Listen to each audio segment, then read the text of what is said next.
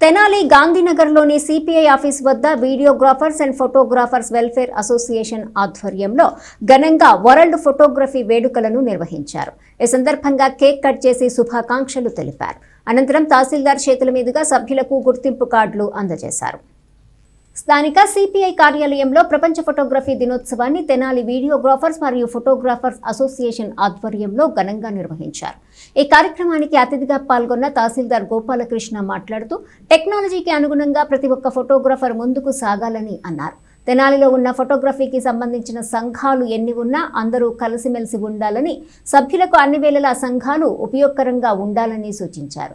సమాజంలో మంచిని చూపించే విధంగా బాధ్యత కలిగిన వ్యక్తిగా ఫోటోగ్రాఫర్ ఉండాలని, బాగా చదువుకొని ఉద్యోగాలు రాలేదని ప్రభుత్వంపై వ్యతిరేకంగా వ్యవహరించకుండా స్వయం ఉపాధిగా ఫోటోగ్రఫీని ఎంచుకొని స్వశక్తితో సమాజంలో గౌరవంగా జీవనం కొనసాగిస్తున్న ఫోటోగ్రాఫర్లను అభినందించారు. ఈ కార్యక్రమంలో పాల్గొన్న videographers and photographers welfare association గౌరవ అధ్యక్షులు కూరపాటి రవికుమార్, ధరణికోట శ్రీనివాసరావు, అసోసియేషన్ అధ్యక్షులు సుద్దపల్లి సాంబశివరావు, కార్యదర్శి విఎస్ మణికాంత్ బాబీ, చంద్రశేఖర్, సునీల్, సందీప్, కుర్రా, అంక మహేష్, సిద్ధుల సాయినాథ్, కోకాటి నాగేశ్వరరావు, గిరిధర్, మణిసుబ్రహ్మణ్యం, మురళి, రామరాజు తదితర కార్యవర్గ సభ్యులు, ఫోటోగ్రాఫర్స్ అండ్ వీడియోగ్రాఫర్స్ పాల్గొన్నారు. నలుగురితో కలుస్తూ ఉంటే ముందు మనిషి జీవితంలో ఒకరినొకరిని కలవడం, మాట్లాడడం ద్వారా మంచి స్ప్రెడ్ అవుతూ ఉండాలని భావించే వ్యక్తి. ఈ ఫోటోగ్రఫీ డే గురించి కూడా మనం ఆలోచిస్తే ఒక చిన్నప్పుడు ఒక కథ ఉందన్నమాట. ఏంటంటే ఒక తాతని మనవడు అడిగాడట, ఇంట్లో ఒక పాత కెమెరా దొరికితే, ఏంటి తాత దీనివల్ల ఉపయోగం ఏంటని అడిగాడట. అడిగితే ఇది నాకు జీవిత పాఠాన్ని నేర్పింది. ఏంటి ఆ పాఠం అంటే, మనం ఫోకస్ ఎక్కడ పెడతాం అది అందమైన క్షణం, ఆ ఫోకస్ని క్యాప్చర్ చేసేదే ఈ ఫోటోగ్రఫీ. అది బాధ అయినా, ఏడుపైన, అందమైన ఇంకొకటైనా క్యాప్చర్ చేసేదే ఫోటోగ్రఫీ. ఒకసారి మనం తప్పు చేస్తే మళ్ళీ చేయడానికి ఇంకో షాట్ తీసుకోవచ్చు. ఒకవేళ మనం ఆ టైంలో రైట్ టైంలో కనుక క్లిక్ చేయకపోతే అది అసలు ఎప్పటికీ ఇంకా ఆ క్షణం మనకి తిరిగి రాదు. ఇది చిన్న కథే, సింపుల్ కథ. దీన్ని లైఫ్కి కూడా అనువదించుకోవచ్చు.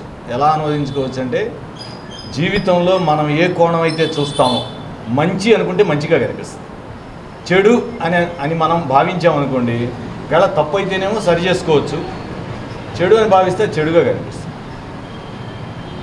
కానీ ఈ మంచి చెడుల మిశ్రమంలో మనం కనుక బై మిస్టేక్ ఈ కాలాన్ని వదిలేసామంటే, జరుగుతున్న కాలాన్ని మళ్ళీ తిరిగి రాదు, గుర్తు కూడా ఉండదు.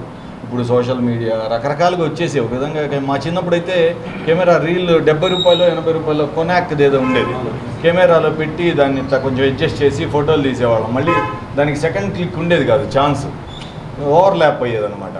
పొరపాటున ఎవరన్నా, నేను చిన్నప్పుడు దాన్ని ఒకసారి దాంట్లోంచి పీకా కెమెరాలోంచి, మా నాన్న తెగదిట్టాడు. అంటే పాత ఫోటోలు అన్నీ క్యాప్చర్ చేసి చివరి నిమిషంలో ఏదో ట్రై చేసాం. మరి అలాంటి పరిస్థితుల్లో నుంచి ఈరోజు ఫోనుల్లో కెమెరా, మన కొత్తల్లో ఫోన్ వచ్చిన కొత్తలో కెమెరా ఫోన్ అంటే విచిత్రంగా ఉండేది. చైనా ఫోన్ వచ్చేది, అది సౌండ్ ఎక్కువ వచ్చేది. అట్లా ఇవన్నీ విచిత్రాలన్నీ దాటుకొని మనం మరి ఈరోజు ఈ నాగరిక ప్రపంచంలో చాలా అడ్వాన్స్డ్గా ముందుకు వచ్చేసాం. ఇప్పుడు మళ్ళీ ఫోటోగ్రఫీలో ఇంత ప్లేయర్ ఇంత ఉంది, అంత ఉంది, ఆ సైజులు, క్వాలిటీ ఏంటంటే వచ్చేసి అడ్వాన్స్ అయిపోయింది. మరి ఈరోజు మనం ఫోటోగ్రఫీ పితామహుని తలుచుకున్నామంటే, ఆయన ఎక్కడో ఫ్రాన్స్లోని కోర్మి అనే ఊరు, ఆయన ఫ్రెండ్తో కలిపి, ఆయన ఫ్రెండ్ ఒక ఆయన ఉండేవాడు జోసఫ్ అని, ఆ జోసఫ్ గారితో కలిసి ఈయన 1839లో మొదటిసారి కెమెరాని కనిపెట్టారు.